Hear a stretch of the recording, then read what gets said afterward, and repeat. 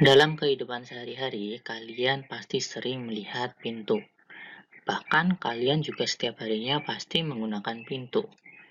Nah, pintu ada berbagai macam jenis. Ada yang didorong, ada pula yang digeser. Nah, baik, kali ini kita akan membahas pintu yang didorong atau ditarik. Ketika pintu itu kita mau buka, maka kita harus memberikan gaya pada pintu itu, entah didorong atau ditarik. Nah, yang jadi pertanyaan adalah, kenapa pegangan pintu selalu berada di ujung yang jauh dari engselnya atau pusat rotasinya?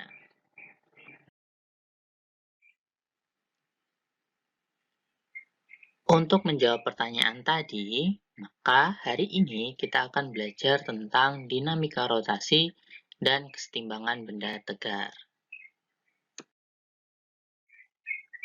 Baik, mari kita bahas. Coba perhatikan, ketika pintu itu mau terbuka atau tertutup, maka kita harus mendorong atau menariknya. Nah, ketika kita mendorong atau menarik pintu, maka pintu akan berputar mengikuti engselnya. Artinya, ketika kita memberikan gaya kepada pintu sehingga pintu itu berputar, maka inilah yang dinamakan dengan torsi. Torsi adalah suatu besaran yang apabila diberikan kepada benda, maka benda itu akan berotasi atau berputar. Lalu kira-kira apa saja ya yang mempengaruhi torsi? Coba perhatikan gambar di samping. Gambar di samping adalah pintu yang dilihat dari atas. Bagian yang sebelah kiri adalah pegangan pintu, sedangkan yang kanan adalah engselnya atau pusat rotasinya. Ketika kita memberikan gaya seperti ini, di bagian pegangan pintu sebesar F, maka pintu tersebut akan terbuka seperti ini. Akan tetapi, ketika kita gayanya yang diberikan kepada pegangan pintu tersebut kita perkecil seperti ini, maka pintu akan berputar lebih sedikit seperti ini. Artinya, torsi itu dipengaruhi oleh faktor gaya yang diberikan. Apabila gayanya semakin besar, maka besar torsinya juga akan semakin besar, atau pintu itu akan berputar semakin banyak. Ada faktor lain yang mempengaruhi besarnya torsi selain gaya. Faktor itu adalah lengan gaya. Apa yang dimaksud dengan lengan gaya? Coba perhatikan. Ketika kita memberikan gaya pada pintu, pada pegangan pintu seperti ini. Nah, dari pegangan pintu ke pusat rotasinya atau engselnya, inilah yang kita sebut dengan lengan gaya, atau sering kita simbolkan dengan R. Ketika kita memberikan gaya pada pegangan pintu yang berjarak R pada pusat rotasi, maka pintu itu akan terbuka seperti ini. Akan tetapi, ketika kita menggunakan gaya yang sama, namun jarak dari pusat rotasinya kita perpendek, misalkan setengah kalinya, seperti ini, maka pintu itu juga akan terbuka semakin kecil atau semakin sedikit. Artinya, semakin besar lengan gaya yang kita gunakan, maka besar torsi itu juga akan semakin besar. Sedangkan semakin kecil lengan gaya yang kita gunakan, maka torsinya juga akan semakin kecil. Nah, dari apa yang kita lakukan tadi, mari kita simpulkan apa yang dimaksud dengan torsi itu. Torsi merupakan besaran vektor yang mengakibatkan benda itu berotasi atau berputar. Nah, torsi di sini merupakan besaran vektor ya. Kenapa? Karena gaya yang digunakan itu merupakan besaran vektor. Nah, besarnya torsi sendiri dirumuskan sebagai gaya dikali dengan lengan gayanya.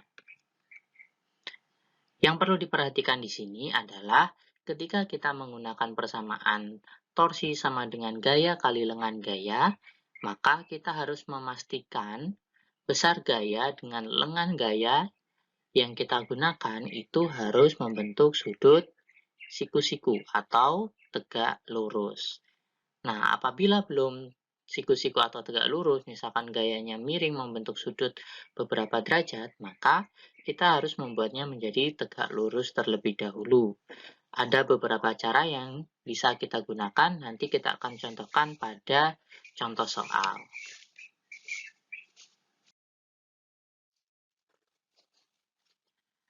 Untuk arah torsi sendiri itu ada dua. Yang pertama seperti ini. Nah, ketika torsi itu berputar searah jarum jam, itu nilainya justru akan bernilai negatif. Jadi ketika searah jarum jam seperti ini, torsinya bernilai negatif. Sedangkan ketika berputar berlawanan dengan arah jarum jam seperti ini, nilainya adalah positif.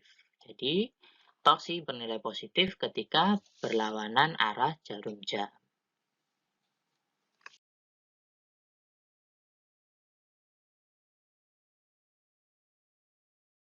Selanjutnya, kita coba untuk mengerjakan beberapa contoh soal.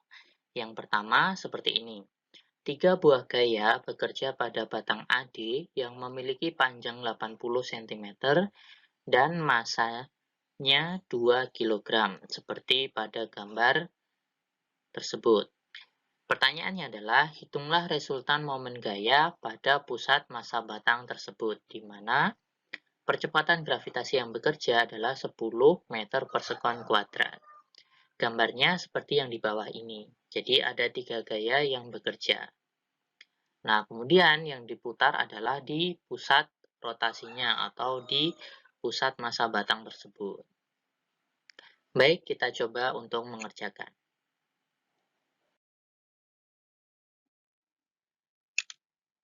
Nah, untuk mengerjakan soal seperti ini, pertama kita harus tahu seluruh gaya yang bekerja pada benda tersebut. Selain ketiga gaya tersebut, maka karena benda memiliki massa, maka benda tersebut memiliki yang namanya gaya berat. Gaya berat terletak di pusat massanya, seperti ini, di mana gaya berat adalah massa kali percepatan gravitasi. Selanjutnya, kita juga harus tahu di mana benda itu diputar. Karena bendanya diputar di pusat massa, berarti kan di tengah seperti ini. Kemudian, kita tinggal mencari lengan untuk masing-masing gaya yang bekerja. Nah, untuk F1 sendiri, maka lengannya mulai dari gaya hingga pusat rotasinya. Berarti setengah dari panjang batangnya tersebut. Maka panjangnya adalah 40 cm. Kemudian untuk F2 berarti kan 40 dikurangi 15, berarti 25. Nah, untuk F3 sendiri, karena dia miring seperti ini, maka kita harus cari yang bagian tegak lurusnya. Maka kita proyeksikan ke dua sumbu, yaitu sumbu X dan sumbu Y. Kita cari mana yang tegak lurus terhadap lengan gayanya. Karena lengan gayanya adalah 35 cm di sini, maka kita proyeksikan terlebih dahulu. Sehingga diperoleh gaya yaitu F3 sin 37. Karena yang tegak lurus adalah yang bagian sumbu Y yang jauh dari sudutnya. Untuk lengan gayanya sendiri adalah 35 cm. Kemudian kita masukkan ke persamaan torsi. Nah, torsinya ini karena banyak gaya yang bekerja, maka dia merupakan resultan dari torsi-torsi yang bekerja, yaitu tol 1 ditambah torsi 2 ditambah torsi 3 tambah torsi untuk gaya beratnya. Kita masukkan untuk persamaannya. Torsi itu adalah gaya kali lengan gayanya, sehingga untuk torsi 1, R1 kali R1. Nah, arahnya di sini, karena dia searah jarum jam, maka nilainya bernilai negatif. Kemudian untuk torsi 2, F2 kali R2, karena dia berlawanan, maka nilainya positif. Untuk F3 sin 37, karena dia juga berlawanan, maka dia juga bernilai positif.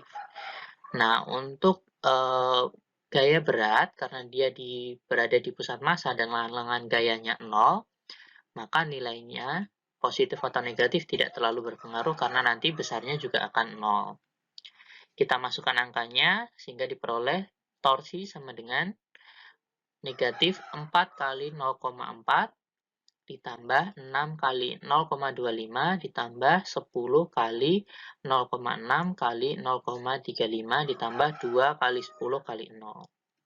Kita kerjakan sehingga diperoleh torsi sama dengan negatif 1,6 ditambah 1,5 ditambah 2,1 ditambah 0. Sehingga total torsinya adalah plus 2,0. Satuannya sendiri kita pakai SI yaitu Newton kali meter. Karena torsinya bernilai positif, artinya benda berputar berlawanan dengan arah jarum jam. Selanjutnya, kita ke soal yang nomor 2. Nah, di soal nomor 2, terdapat 3 buah gaya yang bekerja pada persegi panjang dengan panjang sisi 20 cm seperti gambar berikut. Nah, tentukan besar dan arah torsi pada pusat rotasi persegi atau pada pusat masanya. Gambarnya seperti ini nih.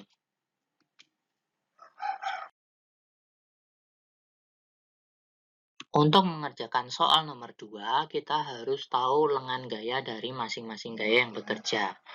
Nah, untuk lengan gaya F1 itu bukan dari titik gayanya kita tarik seperti ini. Nah, kalau seperti ini, maka sudut yang dibentuk ini tidak siku-siku atau tidak tegak lurus. Maka kita harus cari lengan gayanya yang tegak lurus dengan gaya tersebut. Nah, untuk mencarinya, maka kita perpanjang gayanya seperti ini. Sehingga diperoleh lengan gaya yang bagian sini yaitu 10 cm. Nah, karena ini sudah tegak lurus, berarti sudah cukup. Selanjutnya, kita cari untuk F2. Nah, untuk F2 kita perpanjang juga seperti ini, sehingga diperoleh lengan gayanya 5 cm. Kemudian untuk F3, karena dia miring, kita proyeksikan kedua sumbu terlebih dahulu, sehingga diperoleh seperti ini. Di mana yang bagian yang tegak itu F3 sin 37, kemudian yang vertikal atau yang horizontal itu adalah F3 cos 37. Nah, kemudian kita perpanjang juga gayanya, sehingga diperoleh lengan gayanya. Untuk yang vertikal itu 10 cm, dan yang untuk horizontal juga 10 cm. Nah, cara ini adalah cara yang digunakan untuk membuat gaya dengan lengan gayanya itu menjadi tegak lurus. Kalau yang soal nomor 1 itu tadi kita membuatnya dengan cara memproyeksikan gayanya hingga tegak lurus dengan lengan gayanya. Tapi untuk cara yang kedua ini kita buat gayanya kita perpanjang hingga menemukan lengan gaya yang tegak lurus seperti itu. Kemudian kita masuk ke perhitungannya, di mana untuk total torsinya adalah torsi 1 tambah torsi 2 tambah torsi 3 tambah torsi 4, karena total ada 4 gaya yang kita ketahui tadi, di mana 2 gaya adalah proyeksi dari F3. Selanjutnya, untuk nilainya sendiri, untuk torsi 1, yaitu F1 kali R1 bernilai negatif karena searah jarum jam.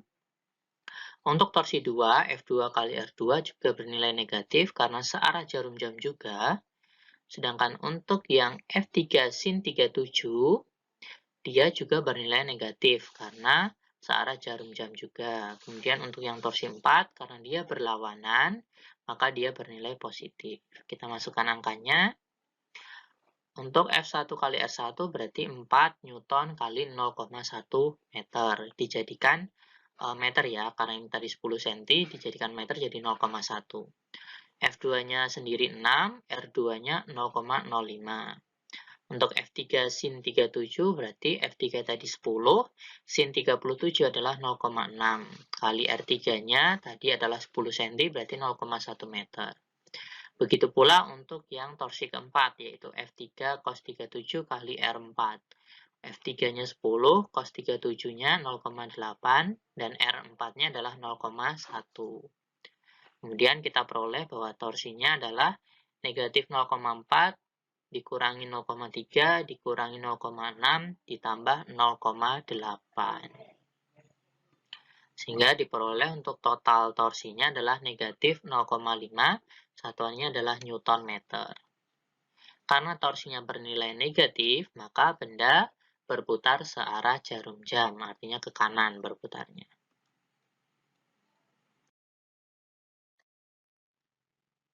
Baik teman-teman semuanya, dari penjelasan tadi dan contoh soal, apakah sudah bisa dipahami tentang konsep torsi ini sendiri?